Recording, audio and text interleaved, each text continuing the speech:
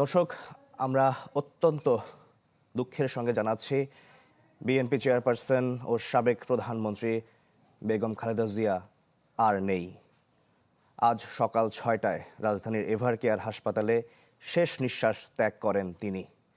গত রাতে তাকে দেখতে রাজধানীর এভারকেয়ার হাসপাতালে যান দলের ভারপ্রাপ্ত চেয়ারম্যান তারেক রহমান। এছাড়াও হাসপাতালে যান বিএনপি মহাসচিব মির্জা ফখরুল ইসলাম আলমগীর।